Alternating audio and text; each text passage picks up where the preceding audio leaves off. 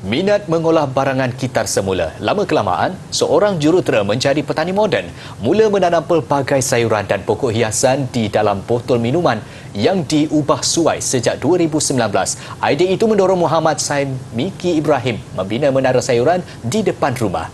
Berkonsepkan hidroponik, hasilnya bukan sahaja menjimatkan perbelanjaan dapur, malah menukar persekitaran rumah 2 tingkatnya menjadi kebun sayur-sayuran. Ikuti laporan Izzati Rizan dalam segmen Potret Inspirasi. Sebenarnya, jika ada kreativiti dan kerajinan, anda tidak perlu berbelanja besar. Itu yang dibuktikan Muhammad Saimiki apabila berjinak-jinak dalam dunia pertanian dengan hanya menggunakan barangan kitar semula. Hasilnya botol termasuk bekas minyak masak menjadi pasu yang kukuh dan cantik. Bercakap kepada Buletin TV9, beliau berkata pada awalnya dia hanya menanam sayur-sayuran termasuk salad, sawi, kangkung, pakcoy secara hidroponik. Bagaimanapun ketika berkurung di dalam rumah berikutan PKP yang dilaksanakan kerajaan menimbulkan idea membina menara sayuran ini.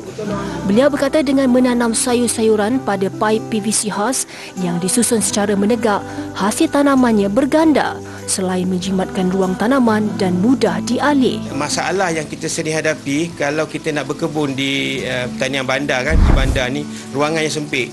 Yang pertama, masalah pertama. Yang kedua, dari segi penjagaan. Penjagaan, dan yang ketiga dari segi kebersihan. Jadi bertitik tolak dari masalah tu, saya cuba cipta satu kaedah yang menegak. Dipanggil vertical farming lah. Bila menegak tu, dia bersih. Kan? Kalau kita tanam kat bawah tanah, kat tanah-tanah tu, kita risaulah. Kan? Dia punya kebersihan, dia hygiene dia. Menurut Saimiki, satu menara boleh memuatkan 32 sayuran mahupun pokok hiasan dan setakat ini beliau mempunyai sebanyak 16 menara. Jelasnya, menara yang turut dilengkapi dengan sistem tenaga solar ini dibina hasil pembelajaran melalui YouTube. Jadi ciptaan-ciptaan yang saya buat ni setakat ni memang alhamdulillah, macam contoh menara hidroponik kan, tower ni dah ada sambutan daripada kawan-kawan luar, jiran-jiran, dia nak beli.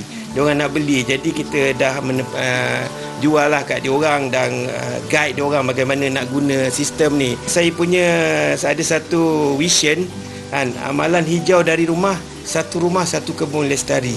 Yang tu yang kita nak encourage orang-orang ramai untuk sama-sama berkebun di halaman rumah.